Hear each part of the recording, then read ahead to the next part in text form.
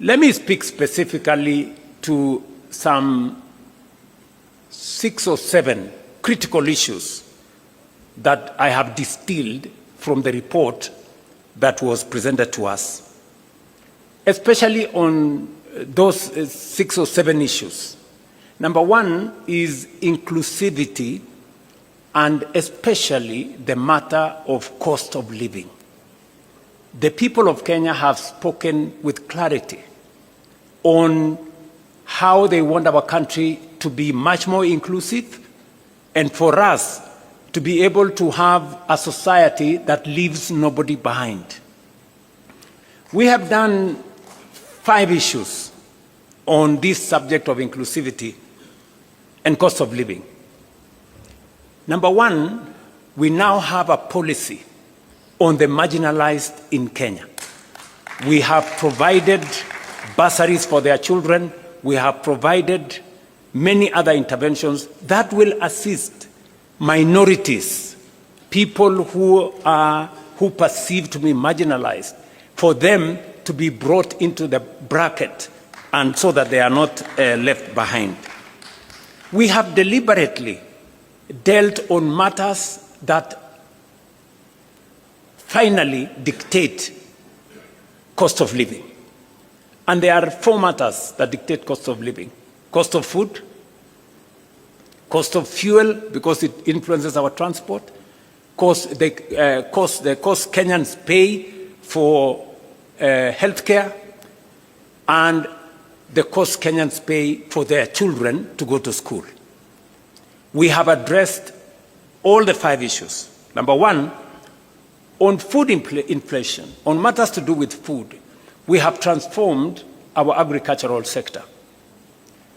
We can confidently stand here and say we did, over the last year or 2 years, we have produced more maize, we have produced more tea, more coffee, more sugarcane, and the whole productivity space has risen. It is the reason why today the prices of unga are different from what they were in 2022. We have made a commitment to that. Number 2, we have managed our economy well. That is why fuel inflation has come down. Cost of fuel was 218 at some point per liter. It has come down by almost 30%. And it is because we have taken deliberate steps to stabilize our currency and to make sure that we don't pay more for fuel because our currency is not behaving. We have done the 3rd thing on matters to do with school fees. You all remember we have undertaken education reform. We've raised the budget for education from 500 billion. This financial year, it was 702 billion. The budget that we're going to read in July is 765 billion. Why are we raising resources on matters education? Because we are putting more money in making sure that every child goes to school. We have not only hired more teachers, because if government does not pay for those teachers, boards of governors pay for them, which means parents pay for them. We've hired more teachers to lift up the burden on parents from paying board of governors teachers. Number 2, we have reduced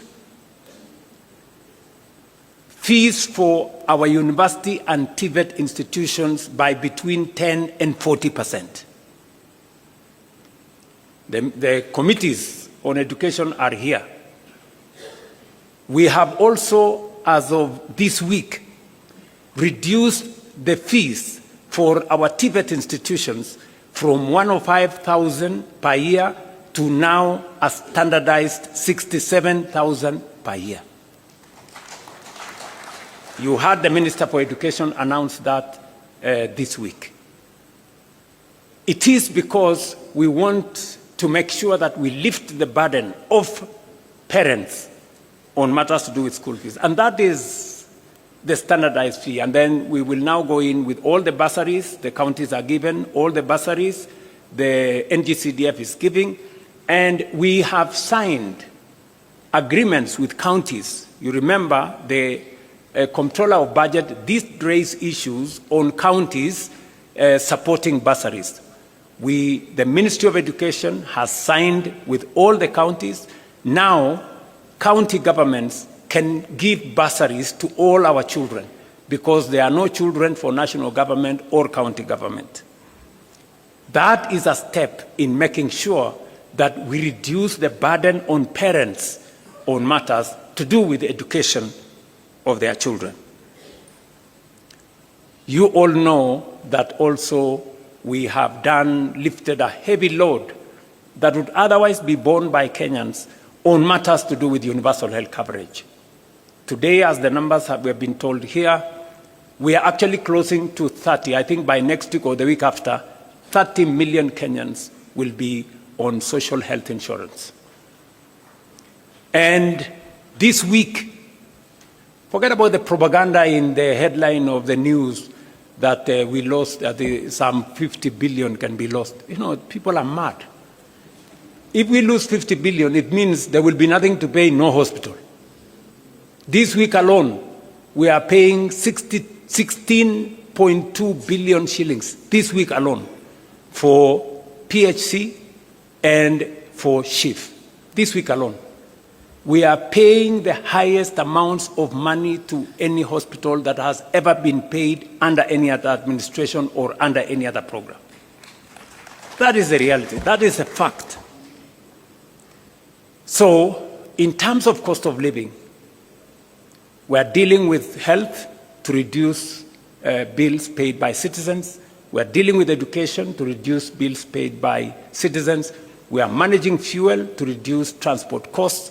We are dealing with food so that we can reduce the cost of living. So I want members of this PG to walk with your heads high. This administration, the administration you have formed, is tackling cost of living head-on. And finally, we are making sure that more Kenyans have income. Today, I report to this PG, we have 1.8 million Kenyans who are not working in 2022. Today they are working. 1.8 million. 640,000 in our housing program, 540,000 in export of labor, 300,000 in our digital platform. We have close to 820,000 under our Nyota program. 120,000 of them, we have given them grants. And I have been to those meetings in person. I have met the 120,000 young people myself. Yeah? Many people were trying to give me small lectures. What is the president doing? Going to give out checks to young people. And I told them, this is how I choose to spend my time. You decide about yours. Okay? Because I believe the young people of this country deserve my time. And time spent with those young people, talking to them, is time well spent as far as I'm concerned.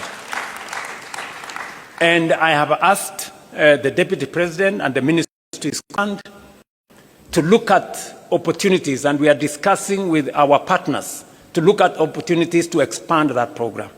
We believe it is a successful program. Many young people have stepped forward, and we believe we can do more and maybe extend that program to close to 2 million young people in Kenya.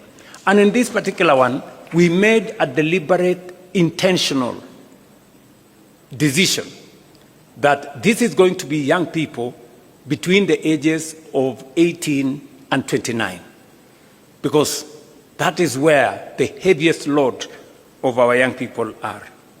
So, cost of living, for those of you who are taking notes, and I suggest you do, because I see some other people, they cannot explain themselves. We've dealt with food inflation. We've dealt with fuel inflation. We have dealt with inflation that comes from Kenyans spending on education. We spend with the transport costs. You don't hear matatus hiking costs because the cost of fuel has gone up. We have dealt with more Kenyans that are working today. That is dealing with cost of living head on. And that is what we are doing together with you guys.